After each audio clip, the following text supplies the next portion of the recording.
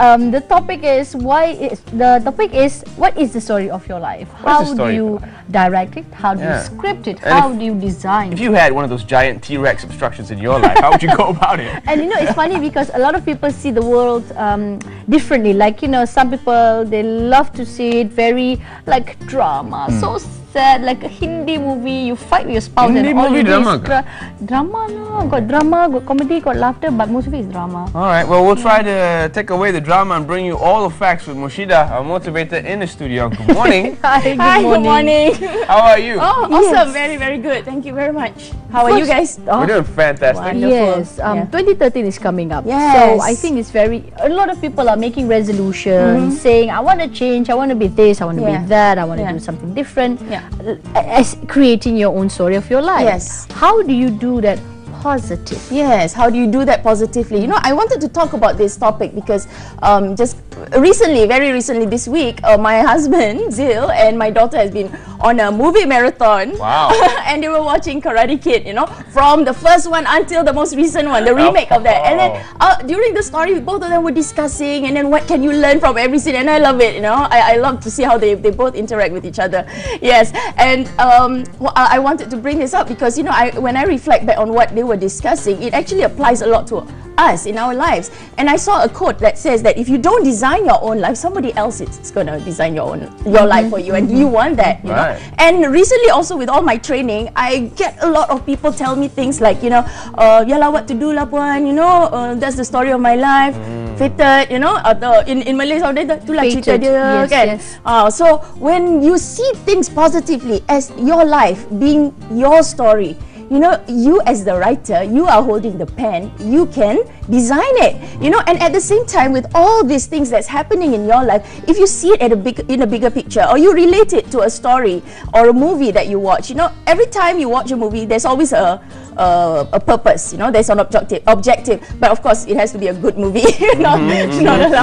A good movie has a plot, has a purpose, and then you see the characters develop, you see things happening, the difficult times, and then you cannot wait to see how did they get on with it, So if you relate that to your life, you go through a process of characters coming into your life, plots coming into your life, but if you see it positively, how is that all this happening is going to develop you into someone who you are supposed to be in your life by the end of the story. So I always like happy endings, so when we look at ourselves and look at our lives as a story, what is the happy ending that you want for yourself, right? Yeah. Never compare your journey with someone else's. Your journey is your journey. So you're already setting that happy ending at the offset of your story. Yes. So you know the ending.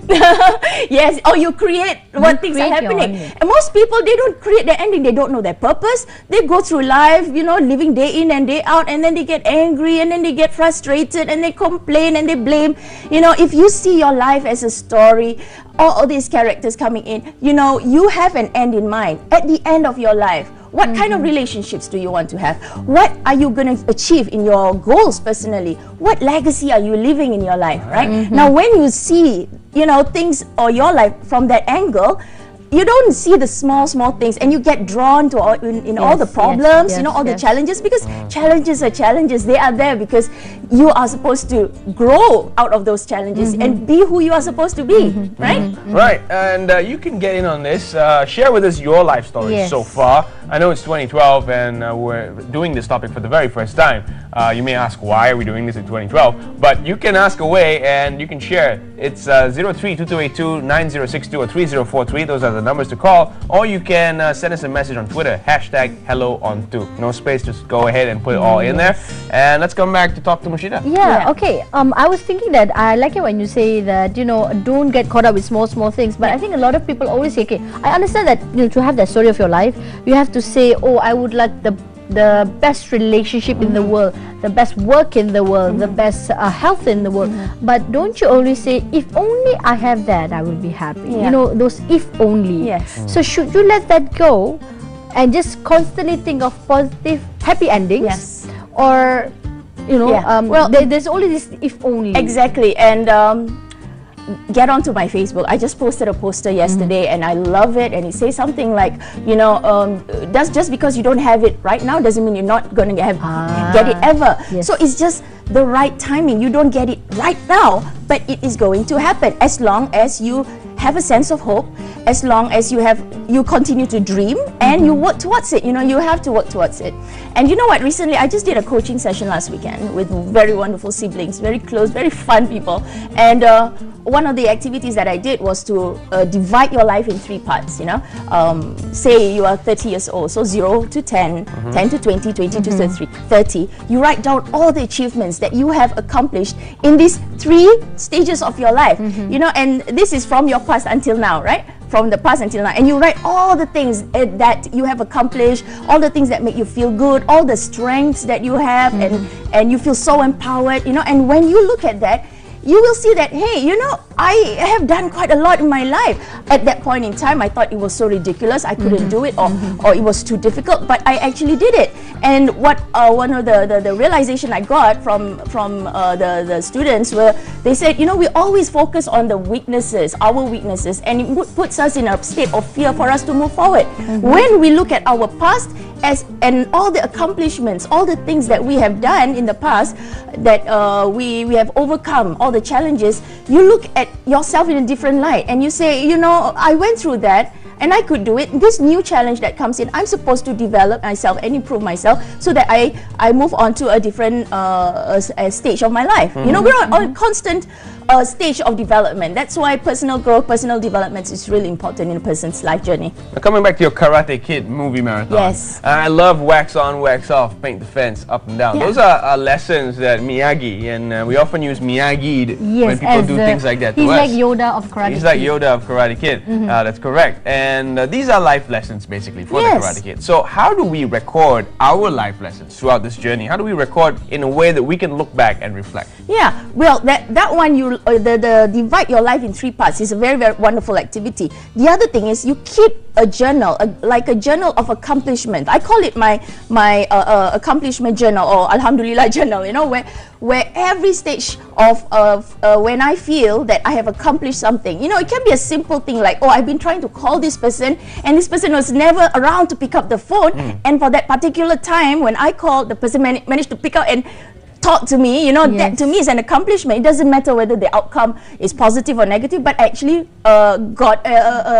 accomplished the fact that the person is receiving the call. So I put that as an accomplishment. And you know, when you are in that state of gratitude and a state of happiness, it brings a sense of, you know, a new energy, a new sense of hope, power, positive energy within you. You record it down and you keep recording any small, even small accomplishments that you get in your life. You reflect back and you look at that, and you know, you can be in a constant state of gratitude even though there are challenges in your life at that particular time. Okay.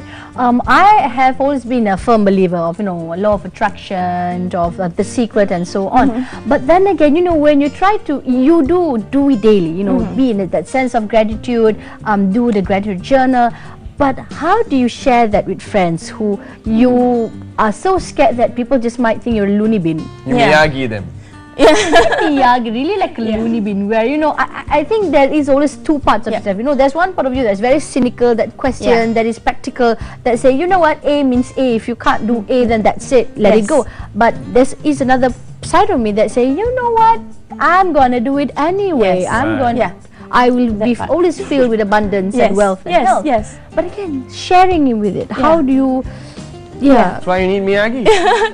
He does it in the weirdest way, you know, but it makes sense. One thing about what I've also learned is you cannot change other people, you can change yourself. You change yourself first, you be the walking role model, and people will be like, wow, you know, I've known you like for so long, you have really transformed. You know, Yasmin, you were like this before, but now, wow, you know, I want to be just like you. You know, so you be a walking role model. You know, and at the same time, you know, whenever you are around negative people or cynical people, just smile and then share with them your perspective. It doesn't matter, but you know, it's okay to disagree. It's okay to disagree. And you, but the thing is to be a walking role model for other people. Yeah. Your message has always been love and respect. Yeah. Would you like to conclude by sending out some love and respect to all our viewers out there? This is, love and respect to everybody. Probably one of our last shows for the year. All right.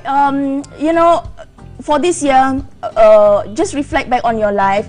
Look at all that you have accomplished in your life and write down all the things that you love about your life right now. You know, it can be the things that you have. It can be the people that you have in your life. Write that down, reflect on them, and be in a state of gratitude. When you are in a state of gratitude, you look back and you look at the future with a lot of sense of hope. And you know, when you have that sense of love inside of you, you will actually remit all love and respect from within, and people can actually feel that. And always remember that, you know, like you mentioned just now about drama, right? If you don't want drama in your life, don't think of drama. Don't create drama. Don't watch drama, you know, and don't read drama. Yes, So just focus on what it is that is important to you, your purpose, your life accomplishments that you want to achieve, your personal goals, as well as your legacy. When you leave this earth, what is the impression that you have left behind? How have you made other people feel? What are the things you have done to add value to the world and to other people? And this is something that we all want to do, and it's a life journey. Yeah. Thank you so much, Murshidah. It's been a pleasure talking to you as usual. Wonderful.